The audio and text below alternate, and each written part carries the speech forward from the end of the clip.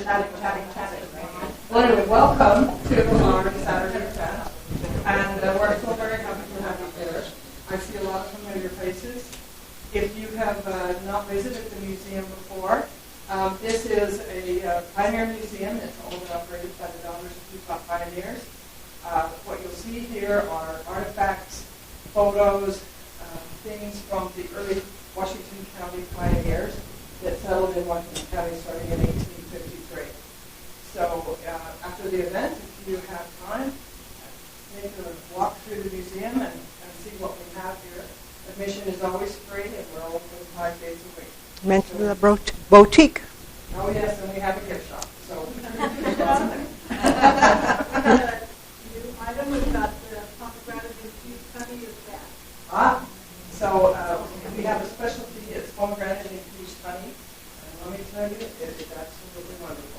So it is now back in stock, so it's out there for you. So today, our presenter is Dixie Miller. Mm-hmm. And Dixie, for those of you that don't know her, she has been involved with the museum for about 6-7 years. She helps us plan these events. She's just a great supporter. She's a member of the DUP, and she does a lot of things in the community. I think she's lived here for about 16 years and firmly embraced living in Dixie because of it was kind of a familiar term. Yes. And she's not changing it. No. No need to change that. Yeah.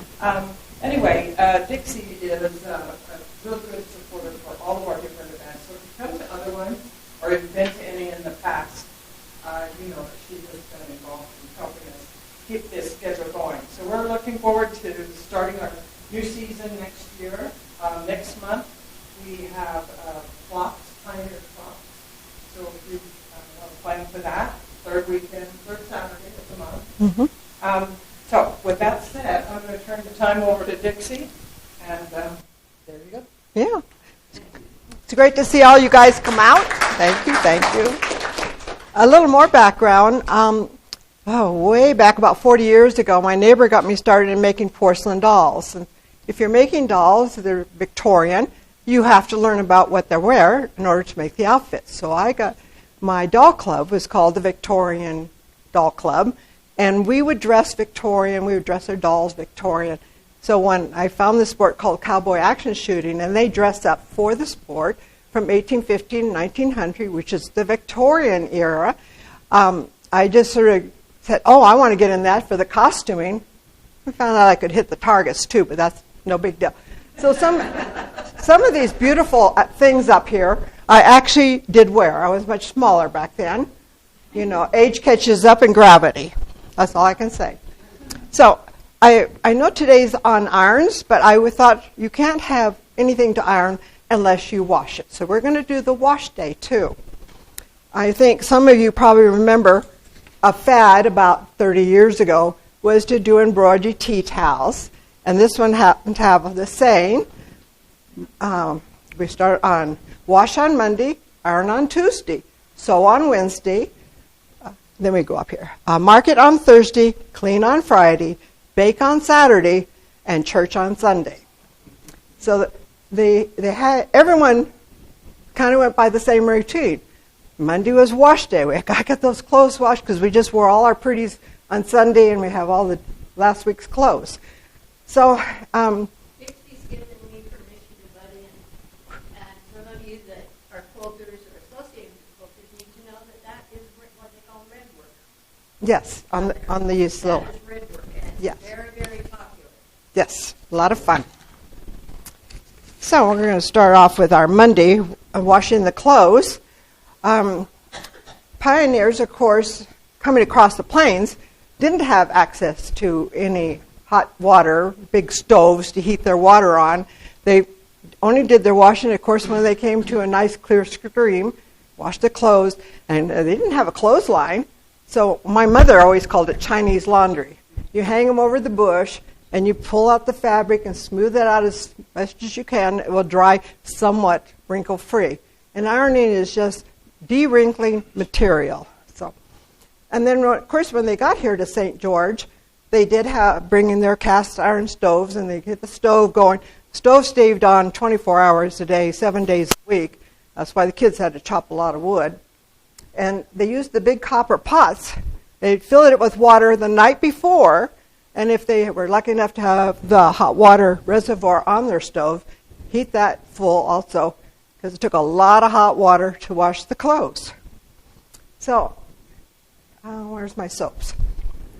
Soaps. Excuse me. Soaps really were invented way back in the 1600s. Before that, people just washed clothes, and they would just beat them with sticks to get the dirt out of them and hang them up. With soaps, they developed, the earliest soaps was animal fat and ash. That's two things today we try not to get on our clothes. Doesn't make much sense, does it? But that was around 1800. Soap was starting to be made commercially. And they were the big, heavy, whoops, my soap seemed to have fallen down. I had it up there. These early soaps were basically your ash and your animal fat, maybe a little borax in there for cleaning a little better. And they would either just scrape off little bits and put it into the water in the tub. So you wash your clothes in the water first. Okay, it's not going to stay there. We'll put it back down. And by the end of the century, they were doing commercials, and you could buy it in any of the mercantiles around. That's all right. Back up here. If they were very lucky, they had molds. Yes. Their soap in. And then the mold would come apart, and they would have their tubes of water. Yeah. And kind of, this is the ingredients they use. 1 quart of this compound, this would be the commercial soap, to 3 pounds of good bar soap. On water to 3 bars of good bar soap, finely cut, and 2 pounds of soda, boiled in 3 gallons of water for 10 minutes. So everything had their steps. The Victorians did the pioneers had routines, and you started very early in the morning. And that's all you were going to do. Put your hair up in bandana, roll up those sleeves. You got your hot water, you got your soap. And then a little bit later, they came out. This is a wonderful invention. This is actually an agitator. I know you guys probably seen it sitting in there in the museum and not wondered, well, what is that? This is an early agitator like you'd use in our washing machines today. Pushing it up and down, the water goes up through the channels here and out through these little holes, really agitating it. And you did this. Now, this is one reason Victorian ladies all look like they're petite size 6. You know? You don't see too many chubby pioneers up there in those pictures. They're doing this for hours and hours and getting those clothes right. And there was a routine to the clothes. You did all the whites first, and then you would do your solid colors and maybe add some salt to that water, because salt helps set the dyes in fabric. So that's a good thing to know. And then, washboards came along. Okay, stay down. Washboards came along in 1833. And this one happens to have glass, and it's fallen apart on me. I heard a big crash the other night. We couldn't figure out what it was. And I went into my sewing room, and this had fallen over, broke the glass. The frame came apart. So it's barely held together with Scotch tape. But these are corrugated. So now you would put this into your tub, take your clothes, and do this motion. Oh, fun, fun, fun. You know, a lot of agitation, a lot of work, a lot of back-breaking things. And then we came along to our, I had this wonderful picture here. And I can pass this back if you wish. Here is a young lady, just for her wash day. And she has a wooden stick with a handle. It kind of looks like a shovel, but it's actually a wood agitator, much like the tin one we have here. So if you guys, you be my passer. Yeah. And then we had a brilliant guy come along. Yes. And said, I assume it was a gentleman. who knows if it was a gentleman or not, but they, after watching their wives probably struggling with the clothes, said there's got to be an easier way to do all this washing. So they invented, this is our museum piece here. This is an early wash machine. And the way it works, it has, I don't know if I can bend this a little bit, so you might see the interior. And this wooden piece here swings back and forth. I just can't do it one-handed. Back and forth, back and forth. So now we get this action. This must be great for the waist, right? So, and then you still had to wring those clothes out by hand. Wring, wring, wring. So how she's building these upper muscles, wringing those clothes out. And then she'd go out and put them out on the bush or up on a line. And then someone came along and they added the wringer. The wringer was a great time-saving factor for the ladies. Now you could just stick your clothes through that wringer, crank them dry, put them into your clothes basket, haul them outside, and then we go to the clothesline. Okay, moving right along here. That's one of the reasons they had lots of, hope they had girls so that the girls could help with the washing. My sister's here today. She lives down in the Vegas area. I remember when I was little, Mom would line us 3 girls up. She did have a metal washed thing with a wringer on it, and we lined up, and she did, I always got the big stuff. I was the oldest. Fold these sheets over my shoulders. Don't drop it. And we would march clear out. It was probably, seemed like a mile, 500 feet out to the clothesline. We have to stand there and hold these wet clothes on your shoulders until Mom would take each bit of clothes off. And she always had the basket. So that was that. We're moving faster than I thought. Oh, starches. Starches was a wonderful invention. And I wanted Janie to tell a cute little story. Well, one of the things I learned from my grandmother was that when you start washing and you're doing all this getting ready, there was one other essential you had to do. You had to put on a great big pot of rice. And the rice cooked while you were doing your washing, and everything got ready. And then the kids got rice, we got rice and milk for lunch. And the rice was drained off, all the broth off of it. She always kept coming back and checking it, making sure there was plenty of juice in there. And so then she picked some of it off and set it aside until she had enough to use the next day as starch to start the clothes. And many of the whites were lightly starched, so they held their stiffness to them. And then the bluing was put in them.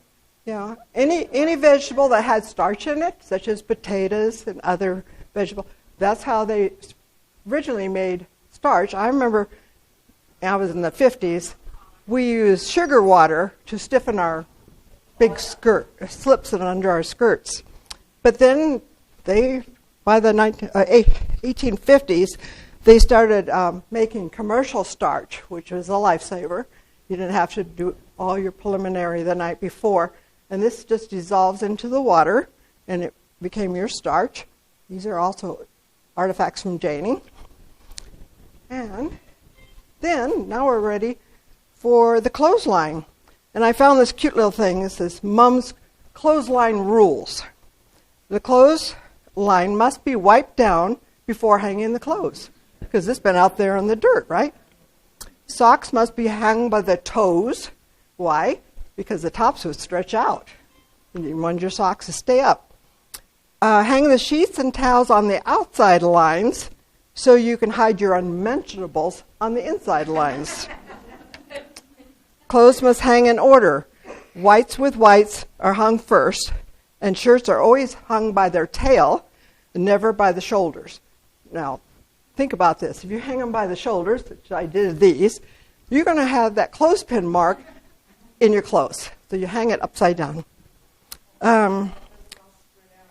Yeah, and evenly. And if the line got too heavy, they had these nice little sticks that came and propped it up and hoped the wind didn't blow it out.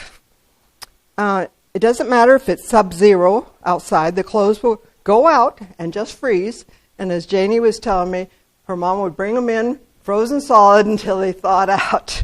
In front of the big stove in the living room, and we would be all sitting around and trying to keep warm. This was in Wyoming, and I don't understand exactly why they ever hung the clothes out, other than that made them nice, straight, and she'd bring them in and set them there, put them over the rack or something, and let them thaw up and hopefully dry out. Yeah. It seemed to make them softer. I love, when I was a little girl, smelling the fresh, clean sheets. Oh, that was heavenly. And you just don't get that today with our modern washer and dryers. And then, Mom would do something else. what? She would hang the clothes so that this one came over here and this one had to come up with it, and then they'd be hung together. Yes. To save space on the line and to save the clothespin. Yeah. Because you didn't have enough. And the last thing on here is pegs must be gathered up and as the clothes are taken out, never leave them outside. Now, pegs is the pre-runner. If I have this in order here, pegs are our earliest clothespins, and a lot of gypsies or traveling salesmen sit around and carve these. This has some handicap. You couldn't put fat clothes in there. It was only one size. But it was done either in ash wood or altar wood. A little bit later, sometimes they got a little more fancier. We had a little round top, little niches into them. I got them in order. This is your standard one. And most mercantiles, by pioneer time, was selling these enough to do your laundry.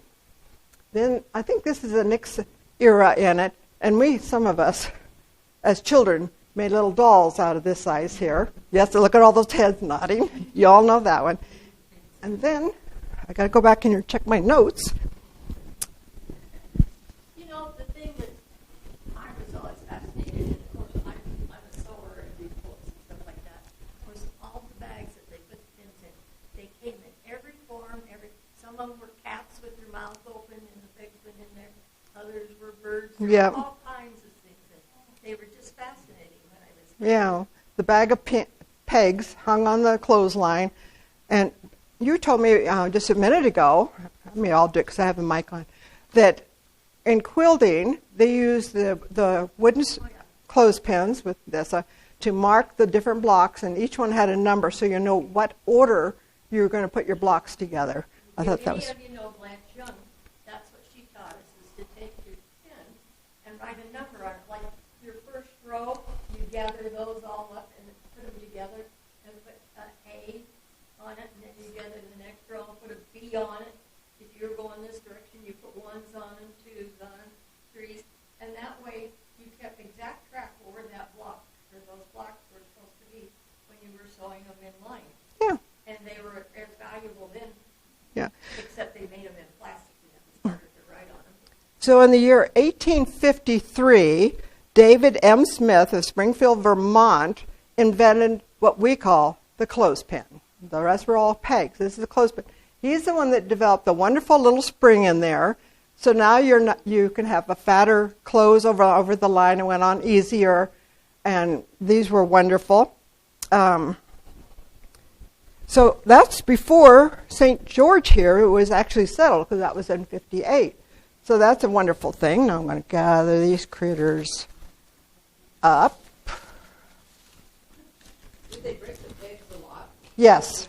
When you tried to put them over, say, a pair of jeans on a clothesline, yes, they would break. Of course, the dampness helped with the wood, making it a little more flexible. So they did absorb the water that way. Okie dokie. Now, I think I covered everything down there, yes. I was just going to get a little thing here before we go on to the rest of it. This is a little child's dress, probably right at the turn of the century. This took me over a half hour to iron with a modern-day iron and steam.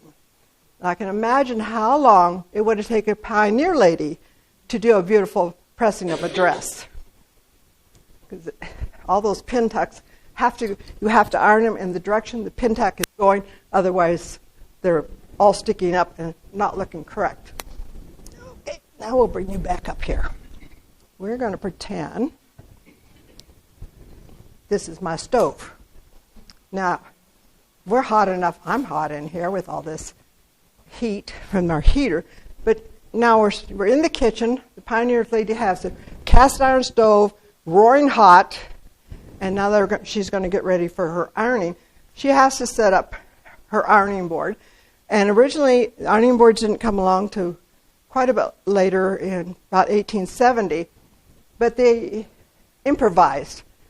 Take an old quilt, put it down on the kitchen table, pull it over next to the stove, and I use it that way to iron. And then they made the wooden tables. This one belongs to Janie. I covered this one up last night.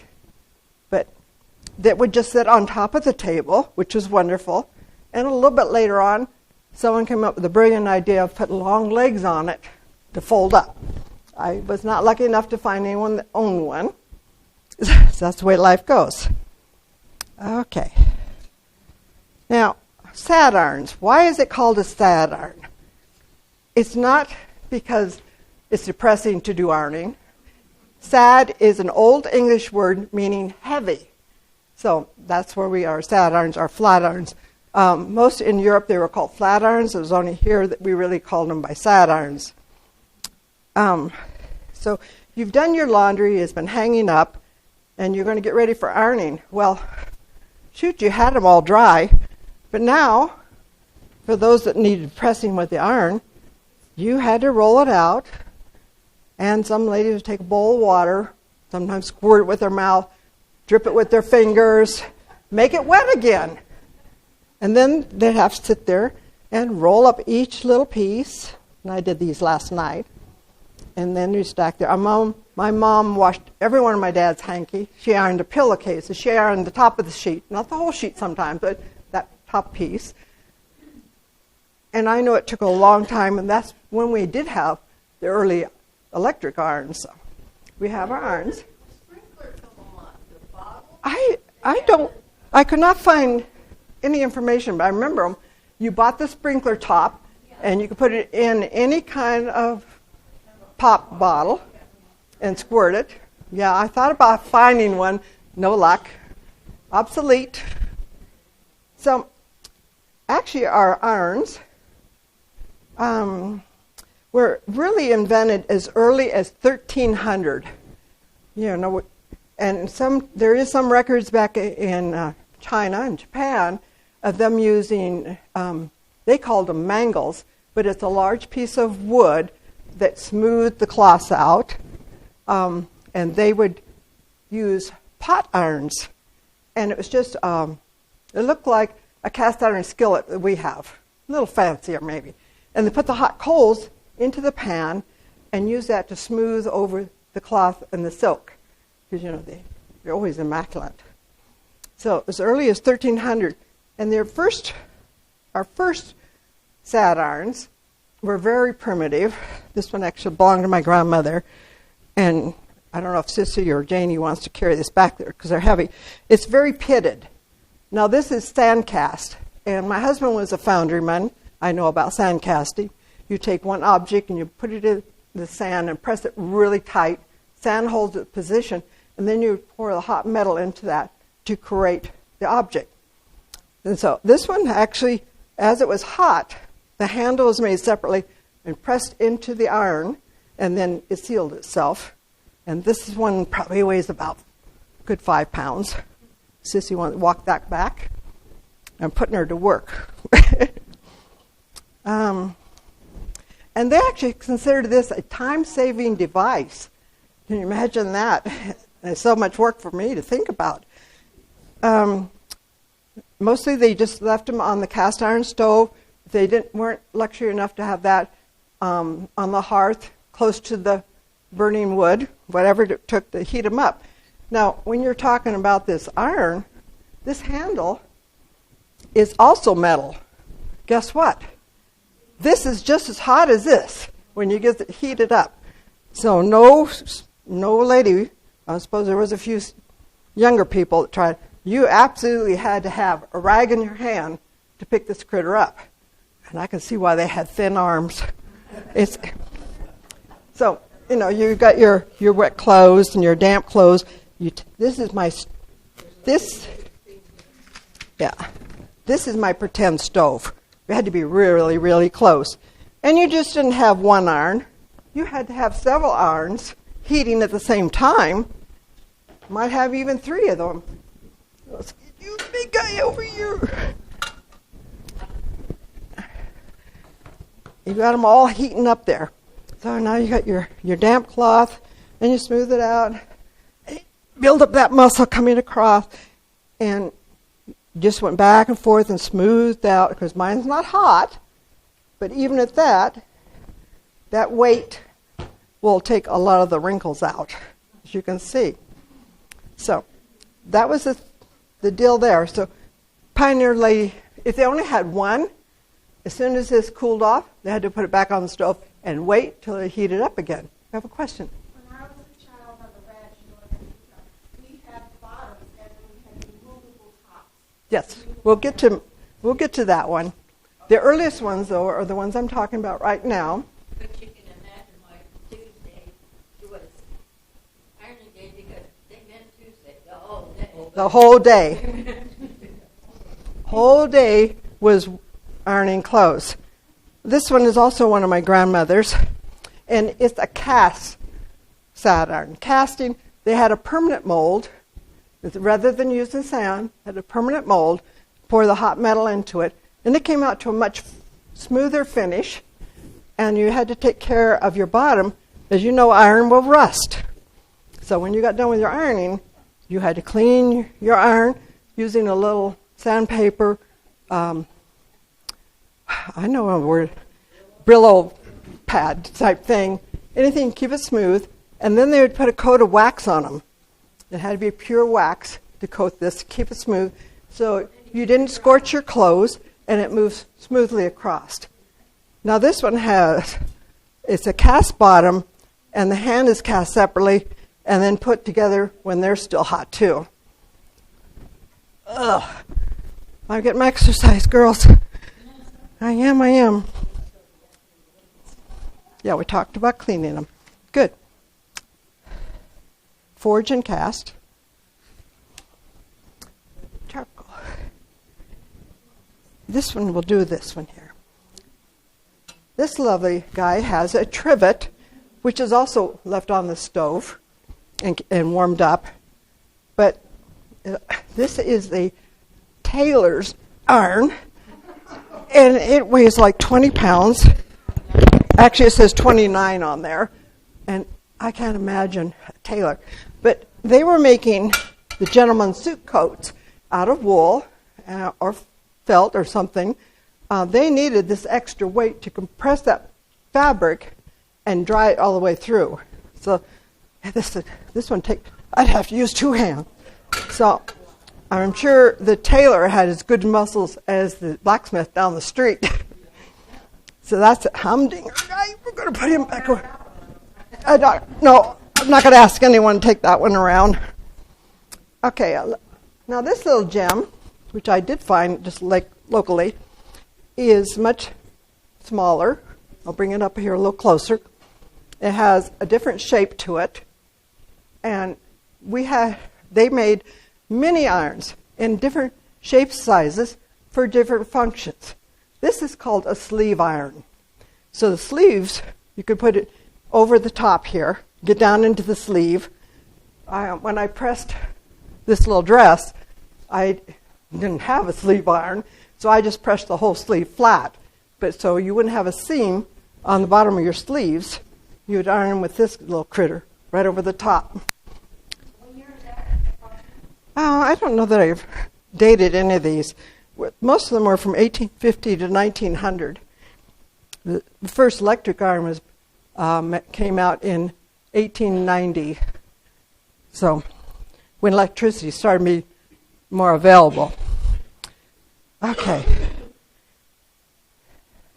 Got to make sure I'm on charcoal. Charcoals. Oh my gosh. Okay, so someone came along with the brilliant idea. Okay, let's put the hot coals right inside the iron, And that way, you don't have to heat it up. It's in here. Okay, you open, this thing has a little latch here. You open it up, put your charcoal in there. Now there's a drawback to this idea. The charcoal makes soot, and it makes smoke. So you're sitting here, you're ironing your clothes. Where's all that soot and smoke going to? Right in your face, making it hard to breathe. It was a brilliant idea. And then now they started putting a wooden handle on here. So the wood did not conduct the heat.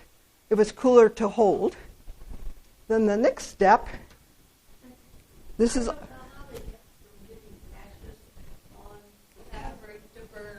Yeah, you had to be careful. You didn't go too fast. Yes, you'd be shaking the ash out. This was the next step of the sad iron. And we noticed we have a chimney. And why did we have the chimney? So the smoke would go someplace else. This one also opens up from the back, and you put the charcoal down in the base, and the smoke and things would go a different place other than on your clothes, because you had too much smoke. Your clothes smelled like you've been in a campfire. You know, we didn't really want that. You know how long the iron stayed hot? Oh, I didn't read anything about it, but I would estimate 15 minutes at the most. It cooled off. So you'd want to do the most critical part of your clothing first, and then the less critical as it cooled off.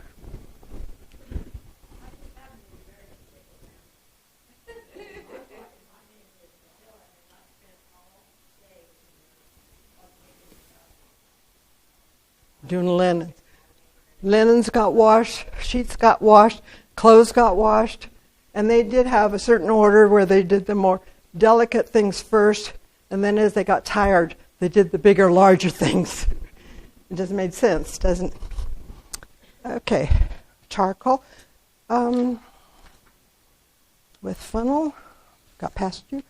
And then we had the brilliant idea of a different fluid. Now we're going to use kerosene and gasoline or any other flammable thing they had out there. And they filled the little reservoir here, and it had a burner inside, and then it would heat up. This one also is smart enough, has a little latch. I can do this without dropping it.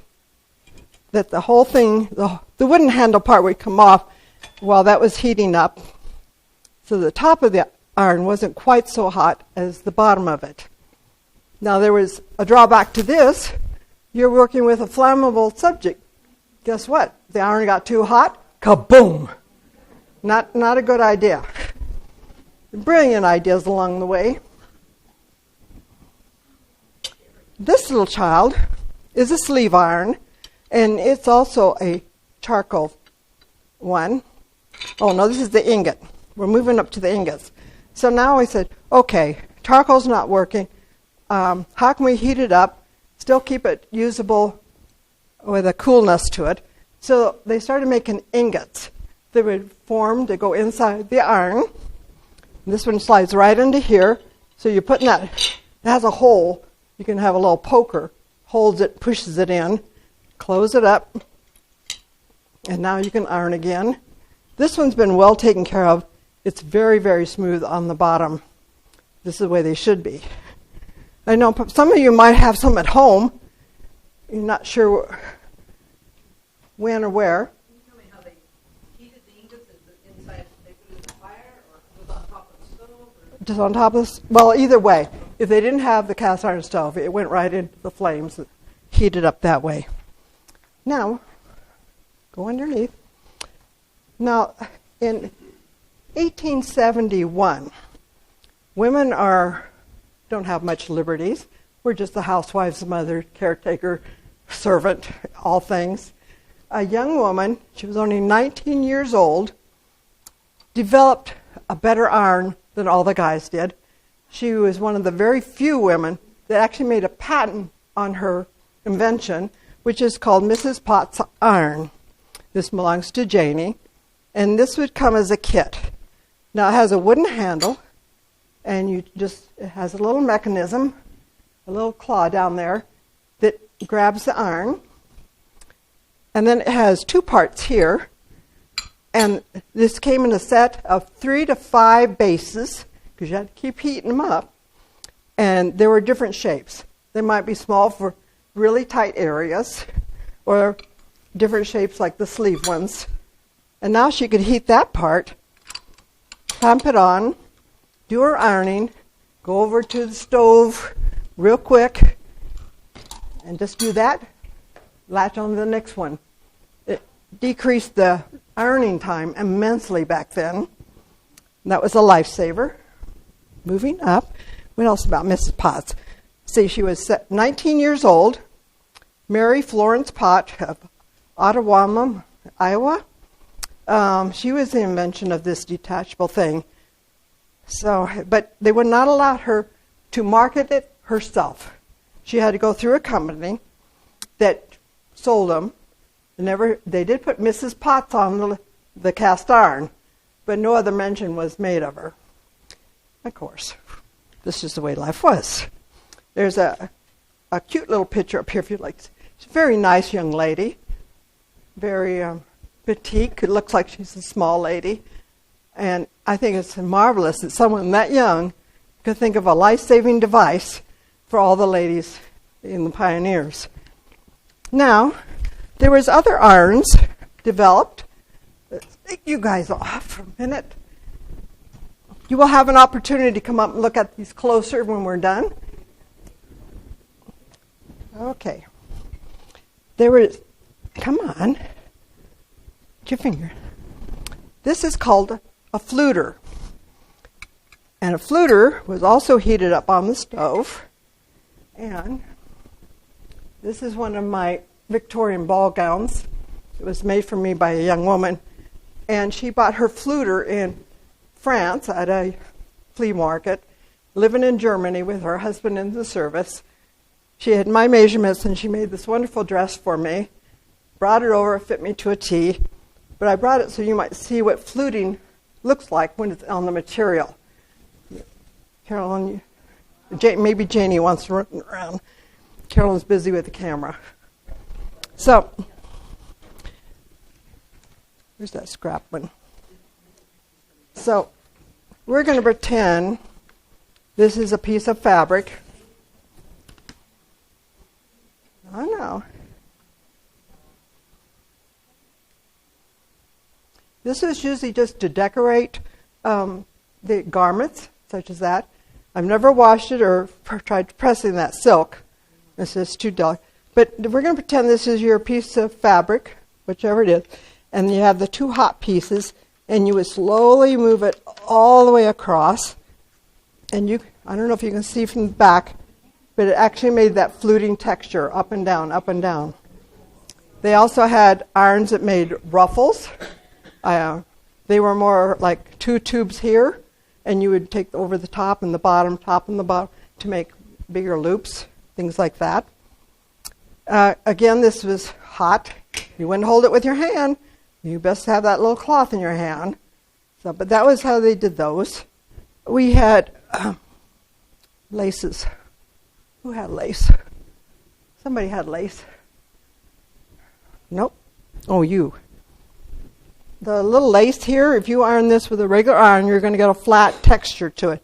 So they actually had very small irons, such as these guys.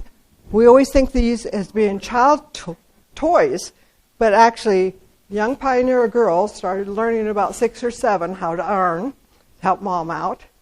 But these smaller ones were heated to do the smaller areas on the garments, such as your lace collars and your lace sleeves. You might see, this is a very small example, but the swan one actually has many functions, and this came in a larger size, and tailors use them. You could run different areas of your lace and things over his beak, and this part here is another little round part.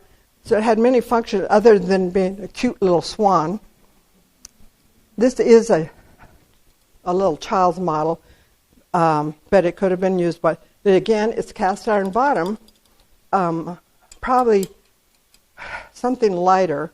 I'm not sure what this material is up here, with the wooden handle. So the bottom still would get very hot, keep the heat away from it. Very good for young people, because I knew a friend who she was learning to iron with her mom, and she brushed that thing against her arm and had a blister that was huge. And of course, you have your regular ironing board, but then when you have these small areas like the sleeves and whatnot, this is an older one. I've been using it a lot through the years. This is just absolutely wonderful for when you've got to get down into delicate sleeves so you're not getting that flattened look. This is pure silk up here. This is your lawn and your cotton, and all took a lot of ironing. This one's been washed but not ironed. So you can get them almost smooth just by getting out there when they're wet and drying them out. And let's go down to my notes.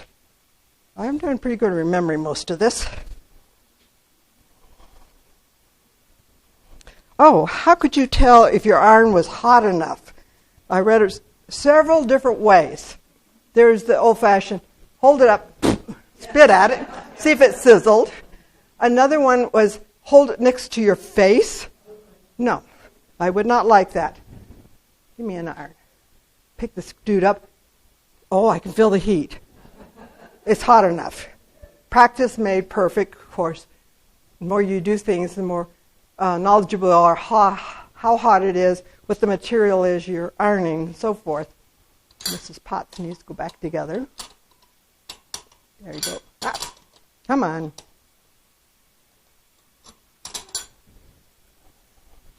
I see. You got my finger. It's got a little glitch in its little thing there. So, let's see. I think I about covered everything. Do we have any questions about irons? Oh, lots of them. Do you know when they started putting the wooden handle on? It was bright enough to do that. Well, it's before Mrs. Potts' time. That was 1871. So I would probably guess 10 years before that. She was the first one to actually think of making it detachable and moving it to a different iron. There was another question? No? When did the electric iron? The first one was 1881, very primitive. And then they came out with one that actually could be connected to your gas light. It had a little tube that went from the iron up to the gas light, so you had to iron over your table on your light. I just have a comment. I just moved and I threw away my old iron that was a Hoover. So Hoover vacuums at one time made iron. Yes, and Singer and a few other names that are still around. Some names that are gone. Yes, Teresa. Just as a comment, we have on display up there one of the very first electric travel irons. Yes. And we have it, the box and the pieces and the cord. And I don't know off the top of my head what the date on it is, but we do have it. But our sad irons were used up to almost World War II era, because a lot of people in the Midwest didn't get electricity until almost that time period. So if your farm was way out and no electricity had been run out there, you were doing it the old-fashioned way: heat them up, iron away, let them cool off, put them away. So I think I've covered about everything. You're more than welcome to come up and take a closer look at anything. May I just tell one funny thing? One more. Okay. My mother grew up in Cheyenne, Wyoming, and there were 5 girls. And during the Depression, and underwear, which we kind of touched on, was a very delicate issue in trying to get it. And so on laundry day, they would do the laundry, but in the laundry there was only one pair of nice silk underwear. And they would hang that up, and then the first one that noticed that it was dry and get the dry stuff in would get to wear silk underwear. But, and I thought that was kind of funny. But Mom says, you don't know the half of it. The other part is that all the rest of us' underwear was made out of flour sacks. And the flour that Grandma used was Pride of the Rockies. So we had to go to school with Pride of the Rockies across our backs.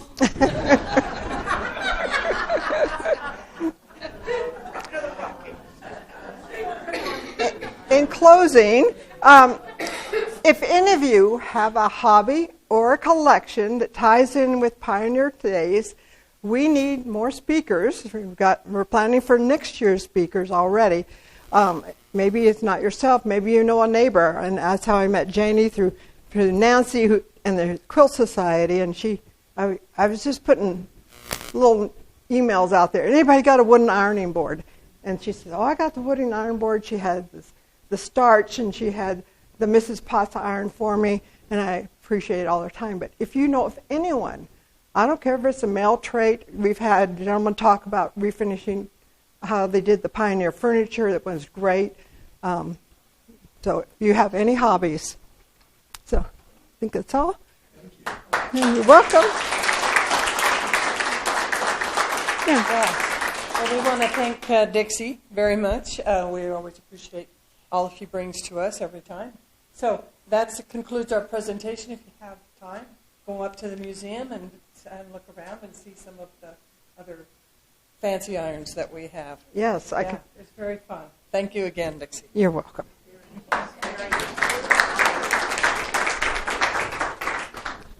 Oh, maybe I did forget. I'm going to throw this. I found this one. It's a funny, and I wanted to do it very last. Laundry day. Today I'm going to pre-treat the clothes. Tomorrow I might sort the clothes. Later I'm going to wash the clothes. Dry, that'll be soon. Fold, maybe. Iron, get real.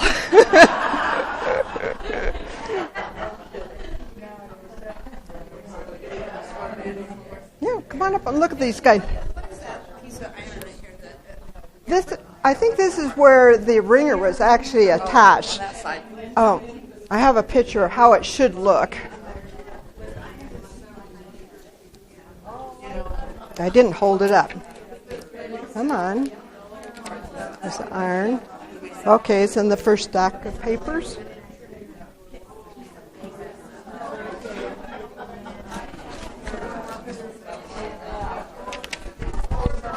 These two.